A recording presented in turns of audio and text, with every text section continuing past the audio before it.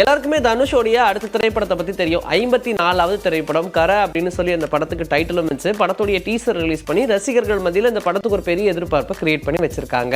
அடுத்ததா யாரோட படம்? தனுஷோடைய 55வது திரைப்படத்தை ராஜ்குமார் பெரியசாமி தான் இயக்க போறாரு அப்படின்னு சொல்லியிருந்தாங்க. அதுவும் நமக்கு கன்ஃபார்மான ஒரு நியூஸா தான் இருந்துச்சு. இந்த நிலையில ஒவ்வொருத்தரா அப்டேட் பண்ணிட்டு இருந்தாங்க. சாய் அபியங்கர் தான் இந்த படத்துக்கு இசை அமைக்க போறாரு, அது கன்ஃபார்ம் அப்படின்னு ஒவ்வொருத்தரா சொல்லிட்டு இருக்கும்போது மம்முட்டியோட ஒரு பேச்சுவார்த்தை நடந்துட்டு இருக்கு அப்படின்னு சொன்னாங்க.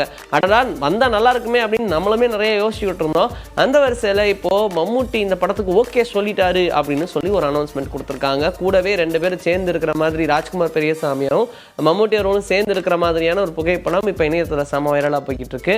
2 பேரும் சேர்ந்து படம் பண்ணுறாங்கப்பா. இதில் உங்கள் கதையை மம்முட்டியை ஓகே சொல்லியிருக்காரு பாருங்க, அதுதாங்க ஹைலைட்டு அப்படின்னு சொல்லி நிறைய பேர் அவருக்கு பாராட்டுங்களும் சொல்லி வந்துட்டு இருக்காங்க. மலையாளத்தில் இப்போ நிறைய படங்கள் மம்முட்டி நடிச்சுக்கிட்டு தான் இருக்கிறாரு. அது மாதிரி நமக்கு டாமினிக் அந்த லேடிஸ் பர்ஸ் அப்படின்ற படம் கூட ரிலீஸ் ஆச்சு ஜிவிஎம் உடைய இயக்கத்தில். இந்த படம் எதிர்பார்த்த அளவுக்கு ஒன்றும் பெரிய வரவேற்பு இல்லை அப்படின்னாலும் ஒரு நல்ல திரைப்படம்ப்பா அப்படின்னு ஒரு ஃபீல் குட் மூவியான ஒரு எண்டு கிளைமேக்ஸில் நல்ல ட்விஸ்ட் அப்படின்ற மாதிரி தான் இந்த படம் அமைஞ்சிருந்துச்சு.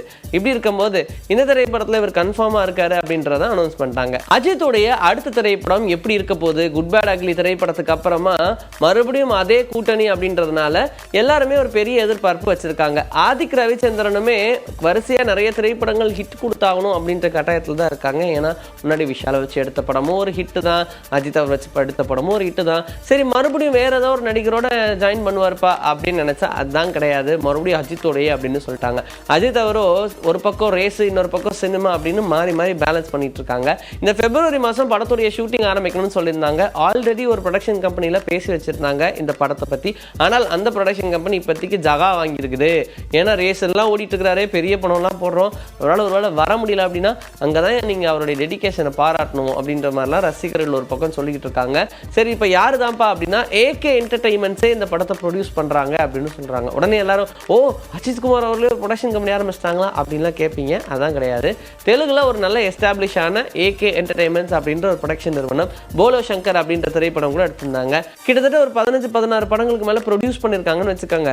இவங்களுடைய ப்ரொடக்ஷன் கம்பெனி தான் இப்போ இந்த படத்தை டேக் ஓவர் பண்ண போகிறாங்க அப்படின்னு சொல்லியிருக்காங்க. அதற்குண்டான பேச்சுவார்த்தைலாம் நடந்து தெலுங்குல ஒரு மாஸ் கமர்ஷியலா இந்த படத்தை இறக்கணும்னு பிளான் பண்ணியிருக்காங்களாம். தமிழ் ஆடியன்ஸை நம்பி இந்த படத்தை இறக்கினாலும் தெலுங்குலையும் நமக்கு மார்க்கெட் இருக்கு, படம் நல்லா போகும் அப்படின்ற மாதிரியான ஒரு நம்பிக்கையில தான் இருக்காங்க. அழகிய தீயே அப்படின்ற படம் தெரியும். அது மூலியமா நவ்யா நாயர் அப்படின்ற ஒருத்தங்க அறிமுகமானாங்க. அதுக்கப்புறமா நிறைய திரைப்படங்கள் நடிச்சாங்க தமிழ்ல. மலையாளத்தில் கிட்டத்தட்ட 50 திரைப்படங்களுக்கு மேலே நடிச்சாங்க. ரொம்ப பிஸியாக நடிச்சிட்டு இருந்த ஒரு நடிகை அப்படின்னு சொல்லலாம். ஆனால் அவங்களுக்கு கல்யாணம் ஆனதுக்கப்புறம் அவங்க பெருசாக சினிமாலெல்லாம் அப்படியே அந்த பக்கம் ஓடிட்டாங்க. ஃபுல் ஃபேமிலி கமிட்மெண்ட்ஸ் அப்படின்னு எடுத்துட்டு இப்போ திடீர்னு அவங்க இயக்கத்துக்கு வராங்க அப்படின்ற ஒரு அப்டேட் வந்திருக்கு. ஸோ நவ்யா நாயரை பொறுத்த வரைக்கும் அவங்க ரொம்ப பிஸியாக நடிச்சிட்டு இருந்த டைம்லேயே ஸ்கிரிப்ட் ரைட்டிங்லாம் ரொம்ப பிடிக்கும், டான்ஸ் ரொம்ப பிடிக்கும். அப்போ ஸ்கிரிப்ட் ரைட்டிங்லாம் எழுதிக்கிட்டே இருப்பாங்க, நிறைய விஷயங்கள் படிச்சுக்கிட்டே இருப்பாங்க. அதுக்கு இடையிலேயே ஒரு படத்துடைய ஸ்கிரிப்டை எழுதி வச்சாங்களாம். ஆனால் அவங்களால பண்ண முடியலையா, ரொம்ப பிஸியாக இருந்ததுனால.